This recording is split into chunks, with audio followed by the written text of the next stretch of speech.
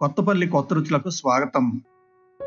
కొబ్బరి పచ్చడి, కోకోనట్ చట్నీ, ఇడ్లీ, ఊతప్పం, గారె, మినపట్టు, పొంగలి, రవ్వ దోశ, వడలు వంటి రకరకాల టిఫిన్లను ఇంట్లో తయారుగా ఉండే ఆవకాయ, టమాటా వంటి ఊరగాయ పచ్చళ్ళ గుజ్జుతో గాని, వంకాయ, బీరకాయ, సొరకాయ, టమాటా వంటి రోటి చట్నీలతో గాని, లేదా ప్రత్యేకంగా కొబ్బరితో గాని పుట్నాల పప్పులతో గాని పచ్చడిని చేసుకొని నంజుకోవటం కద్దు.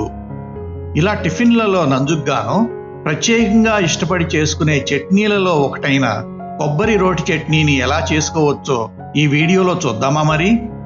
టిఫిన్లలో నంజుకే కాకుండా చాలా రుచిగా ఉండే ఈ కొబ్బరి రోటి చట్నీని అన్నంలో కూడా కలుపుకుని తినవచ్చు. రెండందాలుగా ఉపయోగపడే ఈ కొబ్బరి రోటి చట్నీ తయారీకి కావలసినవి: కొబ్బరికాయ 1, పచ్చిమిర్చి కాయలోని కారాన్ని బట్టి 8 నుండి 10, పచ్చి శనగపప్పు 1 టీ స్పూను, మినపగుళ్ళు 1 టీ స్పూను, జీలకర్ర 1 టీ స్పూను, ఆవాలు 1 టీ స్పూను, ఎండుమిర్చి 2, చింతపండు ఉసిరికాయంత, ఉప్పు రుచిని బట్టి, పసుపు చిటికెడు, వంట నూనె 2 గరిటెలు, కరివేపాకు 1 రెమ్మ. కొబ్బరి పచ్చడిని చేసే విధానం: ముందుగా కొబ్బరిని చిన్న ముక్కలుగా కట్ చేసుకోవాలి. అలాగే పచ్చిమిర్చిని కూడా సగానికి ముక్కలుగా కట్ చేసుకోవాలి. తరువాత బాణలిని స్టవ్ మీద ఉంచి బాణలి వేడెక్కిన తరువాత అందులో నూనెను పోసి వేడి చేసుకోవాలి. నూనె వేడెక్కిన తరువాత అందులో కొబ్బరి, పచ్చిమిర్చి ముక్కలను వేసుకొని వాటిని కొద్దిసేపు వేయించుకోవాలి. తరువాత వీటిలో చింతపండుని, కొద్దిగా ఉప్పుని వేసుకోవాలి.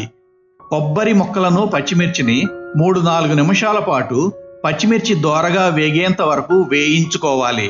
తరువాత స్టవ్ని కట్టివేసి వేయించుకున్న ఈ కొబ్బరి, పచ్చిమిర్చి ముక్కలను చల్లారనివ్వాలి. దోరగా వేయించుకున్న ఈ కొబ్బరి, పచ్చిమిర్చి ముక్కలను చల్లారిన తరువాత వీటినన్నింటినీ మిక్సీలోకి తీసుకోవాలి. ఇప్పుడు వీటికి మరికొంచెం ఉప్పును, 1/2 టీ స్పూను జీలకర్రను జచ్చేయాలి.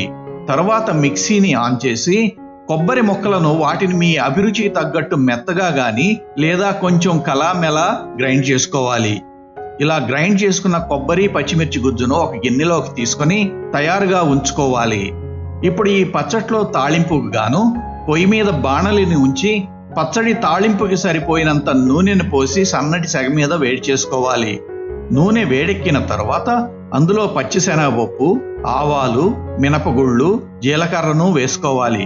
పచ్చిశనగపప్పు, మినపగుళ్ళు దోరగా వేగేంత వరకు వేయించాలి. ఇవి దోరగా వేగిన తరువాత అందులో తుంచి ఉంచుకున్న ఎండుమిర్చిని, తరువాత కరివేపాకును, చివరగా చిటికెడు పసుపును వేసి 1-2 నిమిషాల పాటు వేయించుకోవాలి. వేడివేడిగా ఉన్న ఈ కమ్మటి తాళింపును ఇంతకుముందే గిన్నెలో కలిపి ఉంచుకున్న కొబ్బరి ముక్కల మిశ్రమంలో వేసి పచ్చడిని చక్కగా కలుపుకోవాలి. తరువాత పచ్చట్లో ఉప్పు సరిపోయిందో లేదో సరిచూసుకోవాలి. అంతే, నోరూరించే కొబ్బరి పచ్చడి తయారు. మా వీడియోను వీక్షించినందుకు ధన్యవాదాలు.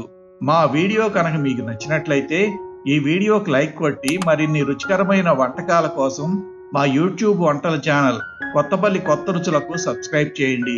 మా ఛానల్ అప్డేట్స్ ఎప్పటికప్పుడు మీకు తెలియాలంటే బెల్ బటన్ని నొక్కండి. అంతేకాకుండా మీకు తెలిసిన వారికి ఈ వీడియోను షేర్ చేయండి.